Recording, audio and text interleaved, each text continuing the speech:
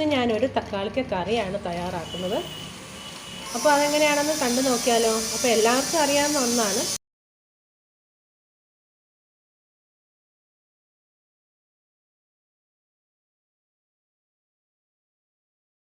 തക്കാളിക്കയും പച്ചമുളകും എല്ലാം കട്ട് ചെയ്തെടുത്തിട്ടുണ്ട്. പച്ചമുളക് ഇത് എരിവില്ലാത്തതായതുകൊണ്ടാണ് ഞാൻ അധികം എടുത്തിരിക്കുന്നത്.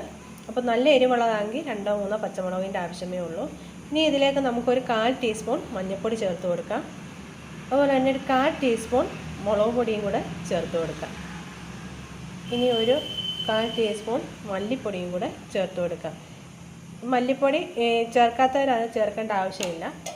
ഇങ്ങനെ ചേർക്കുമ്പോൾ ഒരു പ്രത്യേക ടേസ്റ്റ് തക്കാളിക്കറിക്ക് ഉണ്ടാകും. അതുകൊണ്ടാണ് ചേർത്തിരിക്കുന്നത്. ഇനി ഇതിലേക്ക് അല്പം ഉപ്പ് കൂടെ ചേർക്കുകയാണ്. ഇനി ആവശ്യത്തിനുള്ള വെള്ളവും കൂടെ ഒഴിച്ച് നമുക്കിതൊന്ന് അടച്ച് വെച്ച് വേവിക്കാം. ഇടയ്ക്ക് തക്കാളിക്കറി ഒന്ന് തുറന്ന് നോക്കണം. തക്കാളിക്ക് ഏകദേശം വെന്ത് വന്നിട്ടുണ്ട്. ഇനി ഒരു 2 മിനിറ്റ് കൂടെ നമുക്കിതുപോലെ ഒന്ന് അടച്ച് വെച്ച് കൊടുക്കാം.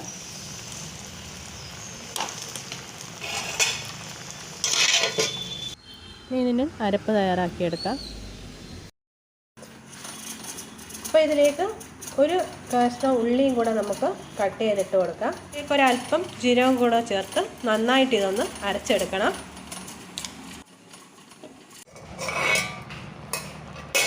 ഇനി ഇതിലേക്ക് കുറച്ച് കറിവേപ്പില ചേർത്ത് കൊടുക്കാം. എന്നിട്ടൊന്ന് ഇളക്കി കൊടുക്കാം. ഇനി നമുക്ക് അരച്ച് വെച്ചിരിക്കുന്ന അരപ്പ് ചേർക്കാം. ഇതുപോലെ നല്ല മഷിയായിട്ട് വേണം അരച്ചെടുക്കാൻ.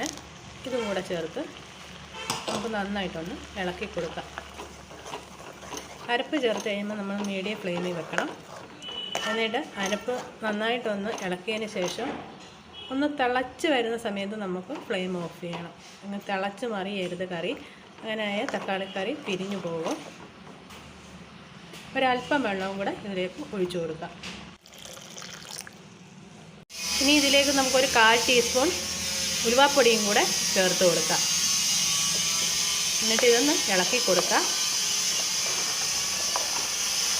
ഈ സമയത്ത് നമുക്ക് ഉപ്പൊക്കെ പാകമാണോ എന്ന് നോക്കണം. ഇനി ഇതൊന്ന് തിളച്ച് വരട്ടെ. അപ്പോൾ നമ്മുടെ കറി തിളച്ച് വന്നിട്ടുണ്ട്. ഈ സമയത്ത് നമുക്ക് ഫ്ലെയിം ഓഫ് ചെയ്യണം. ഇനി കറി തിളക്കരുത്. ഇനി ഇതൊന്ന് ഇളക്കി കൊടുക്കാം, അല്ലെങ്കിൽ ഇത് പിരിഞ്ഞു പോകും. ഇനി നമുക്ക് ഇതിന് കടുകിടാം.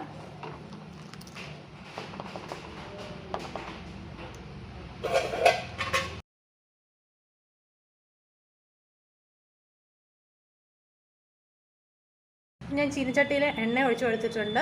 അപ്പോൾ എണ്ണ നന്നായിട്ട് ചൂടായി വന്നിട്ടുണ്ട്. ഇനി ഇതിലേക്ക് നമുക്ക് കടുക് ചേർത്ത് കൊടുക്കാം.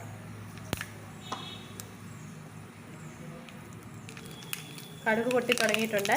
ഇനി ഉള്ളി അരിഞ്ഞ് വെച്ച് കൊടുക്കാം. ഇനി ഇതിലേക്ക് കുറച്ച് കറിവേപ്പിലയും കൂടെ നമുക്കിട്ട് കൊടുക്കാം. ഇനി ഒരല്പം മഞ്ഞൾപ്പൊടിയും കൂടെ നമുക്കിതിലേക്ക് ചേർത്ത് കൊടുക്കാം. എന്നിട്ടൊന്ന് ഇളക്കി കൊടുക്കാം. ഉള്ളിയൊക്കെ ഒന്ന് മൂത്ത് വരുന്ന സമയത്ത് നമുക്കിത് കറിയിലേക്ക് ഒഴിച്ച് കൊടുക്കാം. ഉള്ളി മൂത്ത് വന്നിട്ടുണ്ട്. ഇനി ഇത് കറിയിലേക്ക് ഒഴിച്ച് കൊടുക്കാം. ഇത്രയേ ഉള്ളൂ. അപ്പോൾ നമ്മുടെ കറി ഇവിടെ റെഡിയായി കഴിഞ്ഞു. അപ്പോൾ എല്ലാവരും ഒന്ന് ട്രൈ ചെയ്ത് നോക്കൂ. വളരെ പെട്ടെന്ന് തന്നെ നമുക്ക് വീട്ടിൽ തയ്യാറാക്കാം.